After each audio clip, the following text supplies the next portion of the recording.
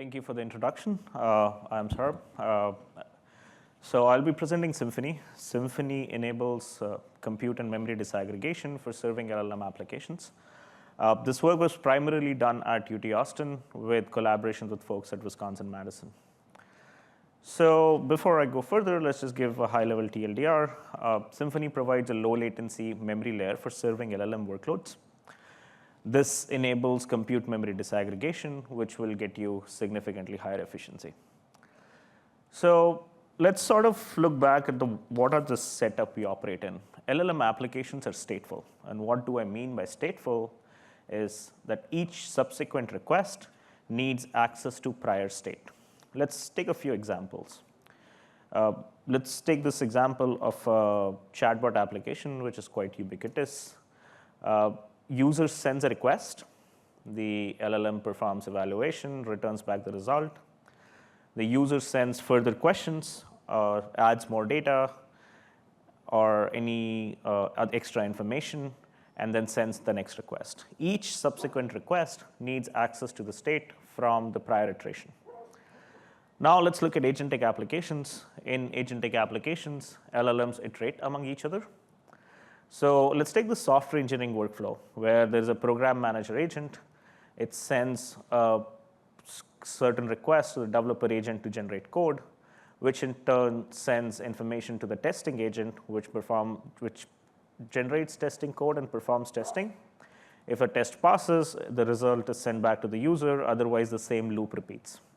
In this case, each new iteration would require access to the state from prior failed iterations. Now, what is the state I have been alluding to? The state is this KV cache associated with previous query. For the folks in this audience who are not aware of what KV cache is, it is an internal representation of tokens needed for generation. So you need to keep the state for the LLM to generate each next token. Let's make a few observations about stateful serving. A single user can generate tens of GB of state. For example, let's take Llama 270 billion, which is quite small model as far as real-world models go. It could generate 20 GB of state per user. And as you may have observed, each next request may arrive after arbitrary long intervals. So the question comes, where do you keep the state? So existing solutions sort of offload this state into the host memory. And they read it back when a request comes asking for the state. Now, this creates some challenges. First, it couples compute and memory. So if you want to scale and get more memory for serving, you also need to end up scaling GPU nodes. And I think most of us in this room know how expensive those GPUs are. The second problem it creates is that it makes these workloads sticky. So that means that every request for the state has to be sent to the particular node where the state is resident, which leads to load imbalance. We quantify this load imbalance on this graph. On the x-axis is the time. On the y-axis is the outstanding requests on a particular instance. If you see, the max versus median could often be as high as 5 times the load. This leads to slowdown and increased tail latencies. So one potential solution is compute and memory disaggregation. You can offload these KV caches beyond the compute node's host memory and then load these KV caches at runtime. However, there are own challenges in this case. This is significantly high latency because you're loading a lot of data over the network. And these LLM applications, because of their user-facing nature, are quite latency sensitive.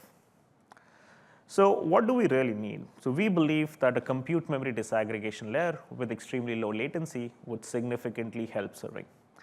SYMPHONY provides just that.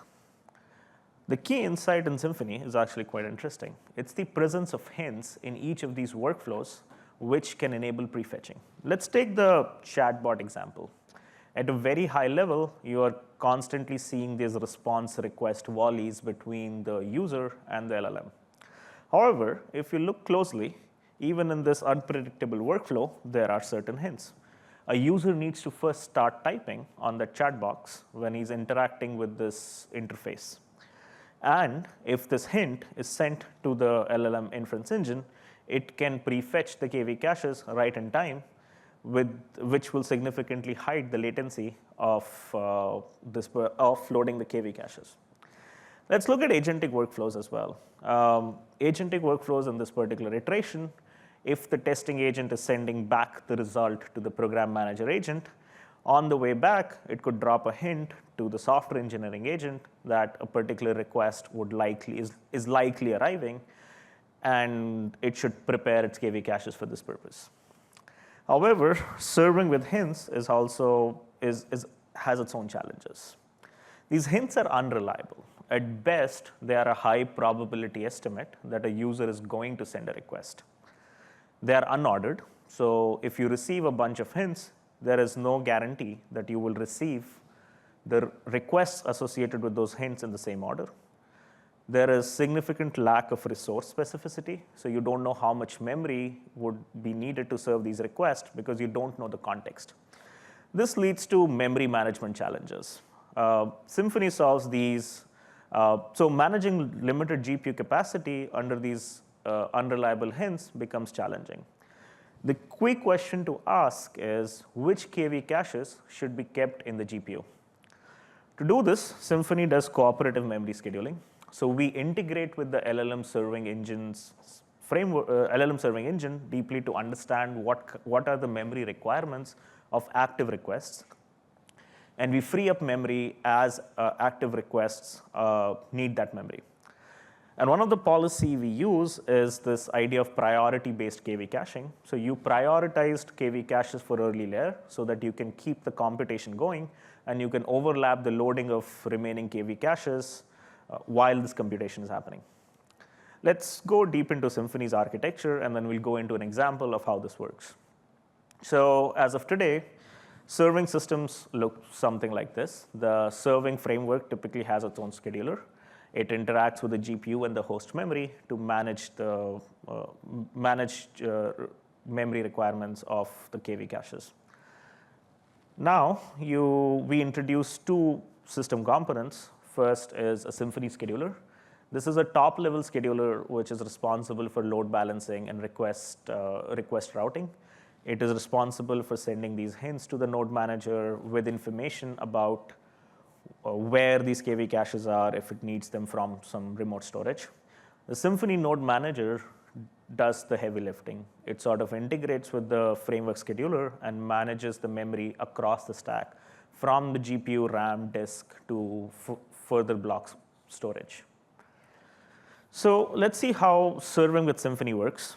There is already a request in yellow, which is on RAM and disk. The KV caches, L represents later layer KV caches, E represents early layer KV caches. Now, if a new request comes, generation happens, and these KV caches are generated. Once the response is sent to the user, SYMPHONY copies these KV caches into RAM and disk. For simplicity, we don't show blob storage.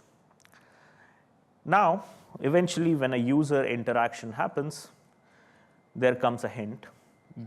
Now, based on this hint, if memory is available, all the KV caches associated with this request are copied into the GPU. Now, let's take the case of not enough memories available. For some reason, this yellow request, both its later and early layers are on the GPU. What SYMPHONY does, it removes the lowest priority KV caches, which is the later layers, and copies the early layer KV caches onto the GPU. Significantly more details are in the paper. We do one more additional optimization.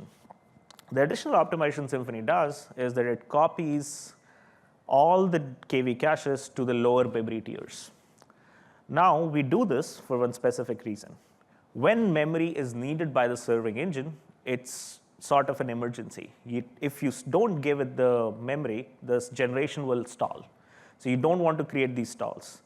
So when you have data copied across all the storage tiers, you can just purge it at higher storage tiers, because you know for sure that the data is available on the lower memory tiers.